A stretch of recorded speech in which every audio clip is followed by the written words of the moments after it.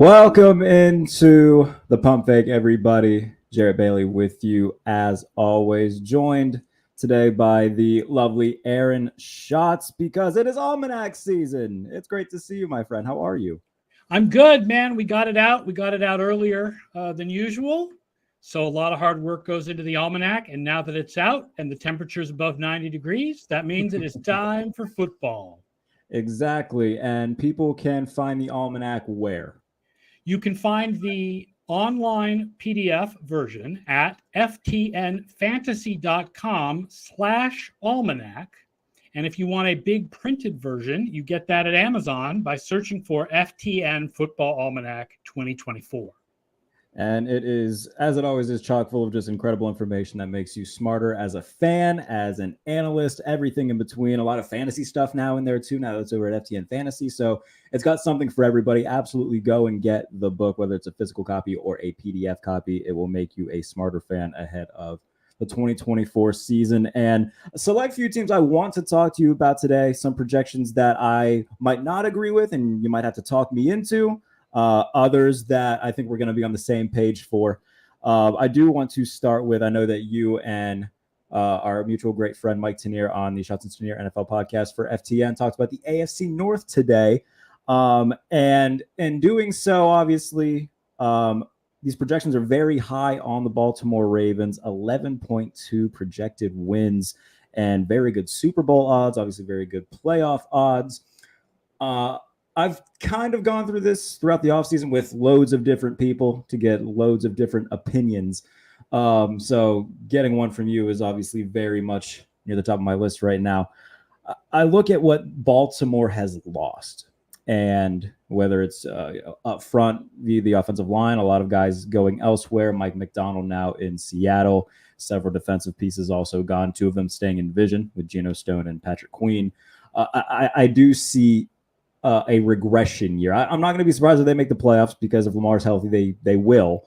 But this is a team where I think that they go down a peg for me from, Super Bowl contender to playoff team. But I just don't see this team as a Super Bowl caliber team. What say they you? were so good during the regular season last year, just destroying good opponents over and over again, that even if you account for all those losses, they still have the highest projection in the AFC.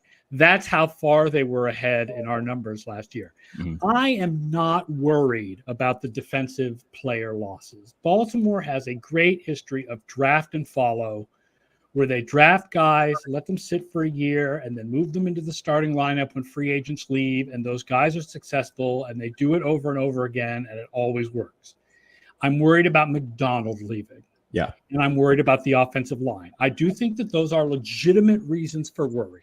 But this team was so dominating last year that it is really hard for me to not have them number one in the AFC as far as my expectations. Obviously, there's a range of possibilities. They could not win the division. They may not be quite as good as the projection, but I feel pretty good about them winning 11. What makes you feel so confident to put them over Kansas City as of right now?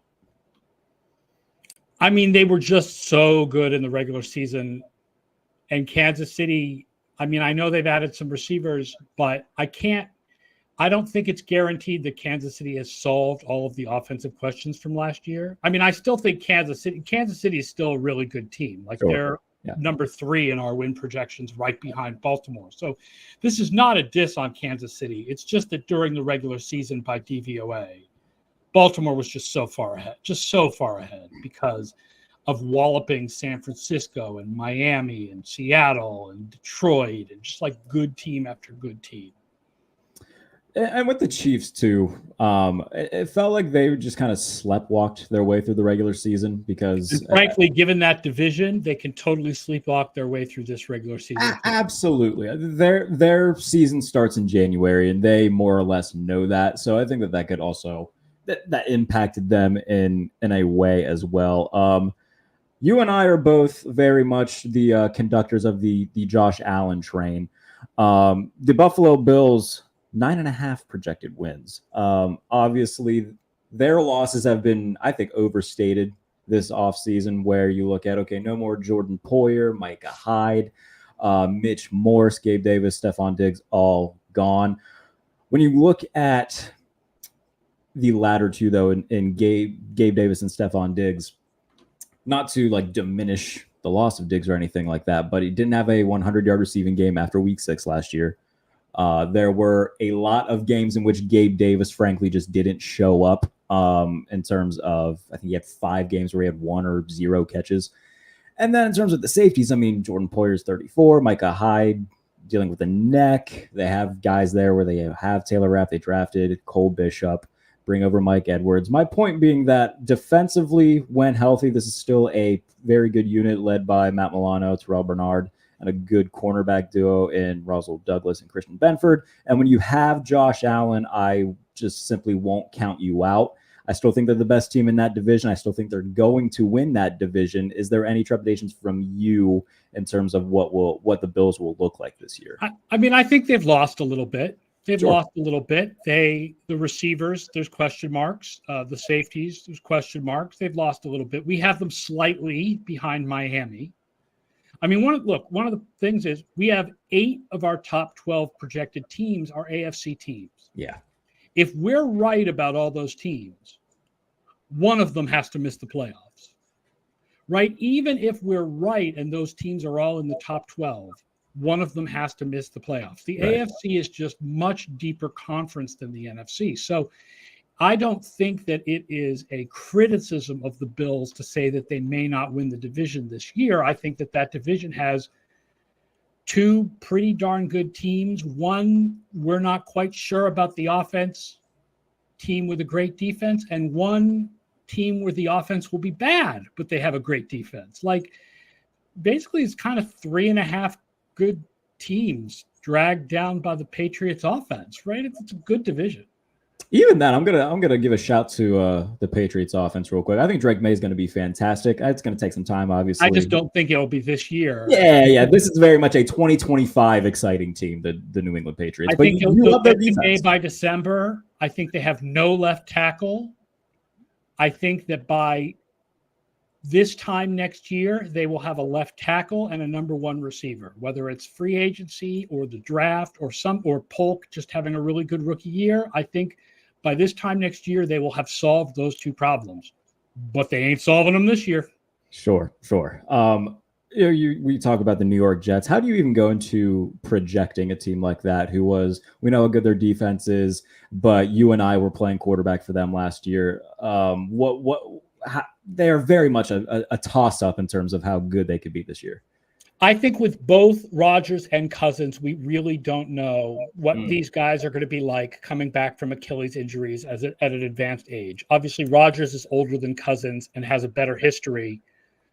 But, I mean, we're projecting an average offense, which might be too low. Like, I fully admit that with Aaron Rodgers, you feel like it should be higher. But when you look at what Aaron Rodgers did in his last season in Green Bay, and then you consider his age and the Achilles injury, I just don't know if they can be better than that. But their defense still projects to be one of the top defenses. Like, even though defense is harder to predict and less consistent than offense, as far as what we can predict about defense, predicts that the Jets defense is going to be very, very good. Again, they have stars, as we say in the almanac. They have stars at every level of that defense.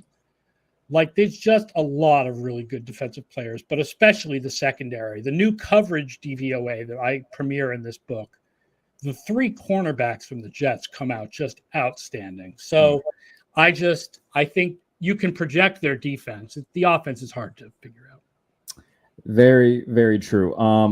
The Houston Texans are a team that I think a lot of people are very excited about after the surprise year that they had a year ago, projected at 10.4 wins, good Super Bowl odds as well. The AFC South as a whole is very intriguing, where the Colts came within 1 or 2 throws of winning that division last year with Gardner Minshew at quarterback. Jacksonville, we would assume, would rebound with a hopefully healthy Trevor Lawrence. And some new looks defensively. Tennessee, we'll see. I admire them really just saying, hey, we're going to figure out if Will Levis is good one way or the other pretty quickly. Overall, though, I mean, if Houston is kind of the top dog in that division, where would you see the latter three teams coming in terms of 2 through 4? I'm not high on the AFC South in general. I think Jacksonville did take a step back last year. Indianapolis by DVOA was not as good as its record. They were like 20th by DVOA. They're a very high variance team, if I'm not mistaken. You cannot expect a rookie quarterback to be good. And Anthony Richardson is effectively a rookie quarterback. You just don't know what you're going to get. And frankly, the mean of the expectation for a rookie quarterback is that he's going to be about Gardner Minshew. Could be a lot better. Could be a lot worse. We just don't know. We did not learn enough in 2 or 3 games last year to be able to say Anthony Richardson is a top NFL quarterback. Absolutely. We just don't know. And so I just don't think you can project the Colts that high. And Tennessee, they're just kind of there. That they're in some ways they're like the AFC version of New Orleans, only not quite as good. Like they're just kind of there and nobody really talks about them much. And they're there. I think that the New Orleans Saints are the most boring team in the NFL. That's what I keep saying That's what I keep saying. The New Orleans Saints have completely lulled everyone to sleep. And they are a very average team with a very easy schedule. And people are sleeping on them because they put you to sleep because they're so boring. But their quarterback is boring. Yeah. Olave, he's good. Right, is really talented, but like he doesn't. Who are their other receivers outside of Chris Olave? Right, he's not a social media guy, right? Olave, like he's not like a diva, so that's kind of boring. Like even though he's really good, Raheed Shaheed.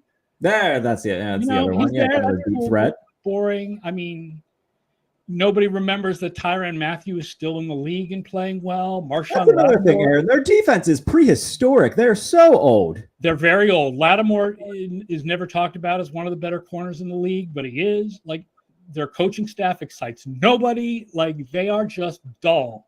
They are dull in a very average way, not a bad way. Yeah. Is Dennis Allen the worst head coach in the NFL? I ranked him there. I saw other people rank him there. I think that they are dealing with maybe the worst head coach in the NFL. I bet he is not. Okay. The worst coach. I'll bet you a couple of these rookie coaches are worse than him. We just don't know yet. And he's just boring. So like everything else with the Saints, you think it's bad, but it's not as bad as it looks because it's just not exciting. That's a great tagline for a team, by the way, too. We're not bad. We're just boring. Boring. Well, I think they're going to win their division. I think they're going to win 10 games. And then I think they're going to lose in the first round of the playoffs to whoever gets the top wild card. So you like them over Atlanta, who's getting a lot of attention? Yeah, Atlanta, I feel like you just do not know what you're going to get from Cousins. Okay. Their defense is poor. They have the worst defensive projection in the league. There's very little in their front seven other than Grady Jarrett. Yeah. And the hope that maybe a second or third round pick can break out rookie. Other than that, there's not much in the front seven. And they get a little bump from getting a new offensive coordinator from the McVay-Shanahan family. But guess who else has a new offensive coordinator from the McVay-Shanahan family? New Orleans. Oh, yeah. They brought over Kubiak. Yeah. He's literally from the family. Yeah. So any bump you would expect for Atlanta's offense, you have to expect for the New Orleans offense as well. So, and Tampa Bay is fine, but Tampa Bay is not quite as good as New Orleans, and they have the harder schedule than the other 3 teams because they have the first place schedule. So I like New Orleans this year. I think losing Dave Canales too for Tampa Bay will definitely that'll be a loss that's felt. A team that I do love in the NFC, though, I'll tilt my hand a little bit. My Super Bowl pick in the NFC, Green Bay, 9.4. I like Green Bay. I don't have their defense in the position where they would be a Super Bowl team. But I mean, San Francisco, much like Baltimore, was so far ahead last year and they've lost less than Baltimore that it's really hard. I'm a San Francisco guy. I'm picking them for the Super Bowl. Green Bay, though, there's no question. Green Bay is really interesting because They have a lot of young talent where no one player sticks out. Yeah. The guy, I mean, other than the quarterback, right? Like no one player sticks out and you're like, that's the guy. Like there's a lot of receivers who are all, going into their second, third years who are really good. But we don't have their defense as being expected to be particularly good. And I think that that's going to hold them back a little bit. I think we have them with the number 3 projected offense. Okay. Behind only San Francisco and maybe Houston or Kansas City. I'm not sure. We have number 2 is Miami. Behind San Francisco and Miami, we then have Green Bay on offense. But their defense, we have projected 24th. Yeah, not great on that front. What went into giving them or their defense being so low? They paid Xavier McKinney to come in. And, that's a good addition. That's a good addition. Yeah. I'm not begrudging them that addition, certainly. Sure. It wasn't a very good defense last year, and that's the one addition, really, is McKinney. They were 27th on defense last year. Not great. So we project them to be a little bit better on defense this year. They brought in a good player. They'll be a little bit better, but there's no reason to believe that they'll be a lot better on defense. Hopefully they brought in somebody else, a defensive coordinator whose name is escaping me right now. No more Joe Barry being there, but hopefully that gives them a nice little bump. That whole division, though, let's talk about Chicago. Your thoughts on Caleb Williams and what he can be in year 1? We are down on Chicago compared to everybody else. I agree that they've put a lot of stuff around Caleb Williams to help him be successful. You just can't expect that he'll be successful. He might be. I believe there's a better chance he'll be successful than Daniels, and a better chance Daniels will be successful than May, and that teams drafted the quarterbacks in the right order, and that's good. But look at what happened last year with Bryce Young and CJ Stroud. You just don't know. So your expectations cannot be that a rookie quarterback is going to be that phenomenal. We have Minnesota projected a little bit better, but that's partly because we expect Darnold to start some games. And DJ Moore is good, but Justin Jefferson is the best receiver in the league. Yeah. And we have the Patriots predicted a little better, but that's all because of defense, not offense. We have their offense sucking. And going through the book, the biggest surprise, or at least one of the bigger surprises to me, in the AFC West, the Raiders with a higher projected win total than the Chargers. I think that the Raiders are dead in the water to me. Like I like some of the pieces that they've added defense, like bringing in Christian Wilkins to put next to Max Crosby. Smart move. I think the defense is still going to be good. It's just offensively, man. Like I look at those quarterbacks. I don't know how I feel about a Luke Getsy hire. I don't know. The Raiders scare me. I think that. Yeah, Herbert was down a bit last year in the numbers. Sure. And they're very much rebuilding with the Chargers, and their defense doesn't look like it will be good. Yeah. They're depending a lot on Khalil Mack, who's I think 32 or 33 at this point. I just think the Raiders will be better on defense, and that will lift them. And I just don't believe Harbaugh is going to make miracles happen immediately. I do agree with that. This isn't me being pro-Charger because I've drank that Kool-Aid too many times and it's let me down. Oh, yeah. If you want to argue that the Raiders should be lower than the Chargers, and the Broncos too, if you want to argue that, I'm not going to argue that. I guess it's a little weird that the Raiders came out a little higher than the Chargers, but it's not. They're not that much higher anyway. Sure. The Chargers are 29th and the Raiders are 23rd, but the difference between them is small and it's mostly on defense, and it's not. It's not that big a difference. The whole Kansas City can just sleepwalk through the season. Sure. What team will surprise people the most this season in terms of how good they are, and what team will surprise people on not being as good as they might think? I mean, clearly, I think New Orleans. Yeah, New Orleans was a little bit of a shocker. And the other one is New England. Because I think that their offense will be good enough that it's not one of the worst offenses in the history of football. And I think they'll have a top 5 defense. What was their I didn't have it in front of me, their win projections from you? 7.1. Okay. And I think that's fair because you look at what they had at quarterback and what those performances looked like with Jones and Zappi. They're getting back their best pass rusher and two of their three best cornerbacks, all of whom missed basically the entire season. And there was a stretch last year where they allowed 10 or fewer points in 3 straight games and they lost them all. So that's very fair. Go ahead. Worse than expected, I think Atlanta. Yeah. I think Philadelphia. What do you make of them? They're not as good. The whole is not as good as the sum of the parts. Right? Whenever people rank rosters, they rank Philadelphia really high, and yet this team was 14th in DVOA last year. Fell apart at the end of the year. Yeah. But they weren't as good as their record in the first half of the year either. Yeah. They had 3 games that they won despite having a negative below average DVOA. Yeah. I don't think they're as good as people think. I think they're going to miss Kelsey more than people expect. I think moving to the 2 new coordinators is going to have more of an effect than people expect. They could definitely be contenders. I'm not writing them off. We have them with a winning record, but I don't think they're as good as people think they are. I 100% agree with you about Philadelphia. I think that, they started off 10-1 last year, but even from the get-go, like you said, they had the game week 1 against New England, where they looked sloppy, the game against Minnesota, where they turned the ball over a ton, and then eventually caught up with them against the Jets in that loss. But down the stretch, man, you lose 5 of your last 6 of your last 7 if you count the loss to Tampa Bay. That's not nothing. And I think that Kellen Moore, the shine of Kellen Moore is definitely worn off after the stint with the Chargers. And I think that can be also said about Vic Fangio from last year. Winning record, probably playoff team. I don't know if I would put them in the same realm as San Francisco, though, anymore. Right. Yeah, that's basically, and people talk about them as if they are major Super Bowl contenders, and I don't think they are. I 100% agree. All right, I'm gonna, as the resident Steelers fan, I have to go to war with you on Pittsburgh. This is not me saying that the Steelers are a Super Bowl contender by any means. However, last year, 10 wins with, I don't know, any Joe Schmo that you can find on the streets of the south side of Pittsburgh playing quarterback. Those are all gone.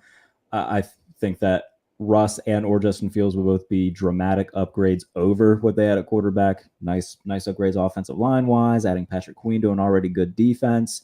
I don't know, man. I can't see them finishing worse than what they did a year ago. Yeah, the defense lost some guys, some cornerbacks, and I'm not a big believer. Linebackers don't move the needle in our projection system. Fair.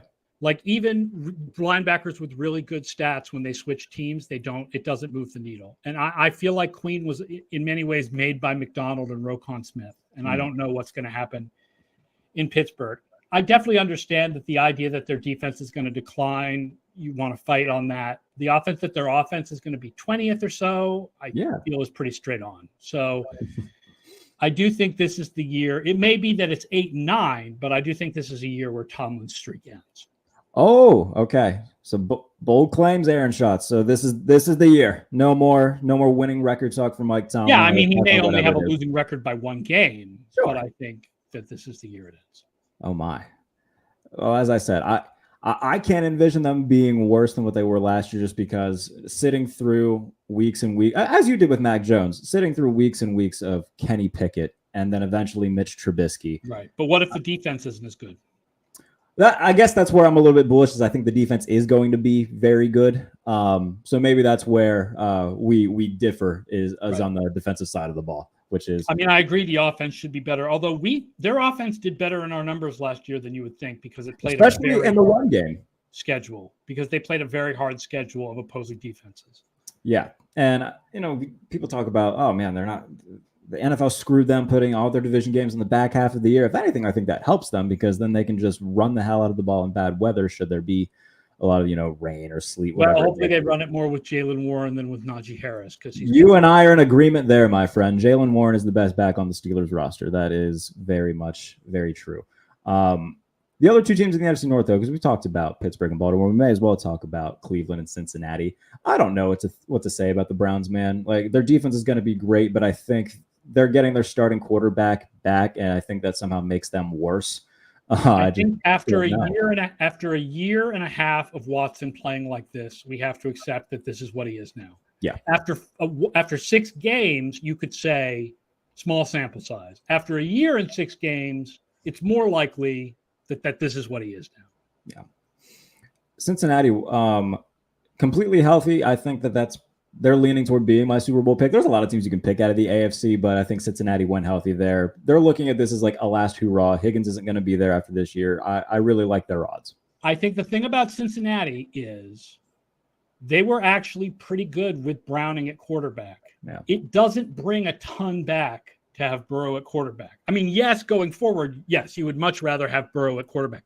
As far as expectations for the future, Burrow is much better than Browning. As far as performance last year, they're very close to each other. So it's not like bringing Herbert back and what you had was Easton Stick, right? Like Browning was reasonable. But yeah, I mean, the Bengals in general look like a pretty good team. I mean, again, like I said, we have 8 AFC teams in the top 12. So Cincinnati, Cleveland, and Baltimore are all in that group. Gotta love it. All right, Aaron Schatz, have you given your I know you do it every year, so I'm not gonna have you given your Super Bowl pick yet? My Super Bowl pick is San Francisco and Baltimore. Oh my. Okay. I'm going with our top 2 projected teams. They were our top 2 teams last year. I feel definitely more comfortable saying San Francisco than I do saying Baltimore, sure. But that's what I'm going with is San Francisco and Baltimore. I mean, one of the things about Kansas City winning 3 titles in 5 years is it makes it hard for other teams. There's a lot of teams right now that seem to be waiting to get over the hump. And I think it'll happen for one of those teams this year. And San Francisco and Baltimore are pretty good. I think I'm leaning towards Green Bay. I really just love Jordan Love. And I think that seeing what he did last year against the 49ers and almost pulling it off gives me the confidence where, okay, this, they can build off that. AFC wise though, man, like I want to say Buffalo. I could say Cincinnati, Kansas City, obviously in the mix, but Green Bay is the one I feel confident in the NFC. AFC, like you said, it's very much an organized crapshoot where it's Kansas City in the field. And I feel so it's hard to bet against Kansas City at this point, but Aaron Schatz, I'd rather have the field. Like, despite what Kansas City has done the last couple of years, I'd rather have the field than Kansas City. Like, oh, okay. I would rather have the other 15 teams in the AFC. Goodness. Okay. I can't imagine that Kansas City has a 51% chance of winning the AFC. It's just not. If anybody can, it is them, though. I will say that. If you want to argue that their chances of winning the AFC are better than we have them because of the fact that they get better in the playoffs, I'll accept that. Sure. It still doesn't reach 50%. Yeah. That I would say that's fair. Just because, like we pointed out, that's a team where week 11 hits, they're going to be like, all right, sure. Well, last year it was the week after Christmas where they finally woke up. Right? Yeah. But Aaron Schatz, FTN Almanac out. Again, where can everybody buy their copies? ftnfantasy.com/almanac. And there's lots of good stuff at ftnfantasy.com. All kinds of projections and optimizer tools for DFS and DVOA during the season. And you'll get all of that with a subscription, and you'll get a discount on the book if you have an FTN subscription. The physical book is at Amazon. Just search for FTN Football Almanac 2024. Lovely stuff all around. Thank you so much for joining me, Aaron. Always a pleasure talking to you and going over this type of stuff. If you guys want more from me, first of all, be sure to subscribe to the channel. Read all the written work at the Sporting News, a couple pieces on Buffalo and Kansas City over the last week in there. Nice little deep dives. Go and read those. Steelers fans, follow all the written content at Behind the Steel Curtain. See y'all later on, talking more Steelers stuff later on in the Black and Gold Breakdown, and then more NFL previews to come as we get closer and closer to training camp and preseason. Appreciate y'all for tuning in. Aaron, always a pleasure, my friend. Thank you so much. All right, everybody. Take care. See you soon.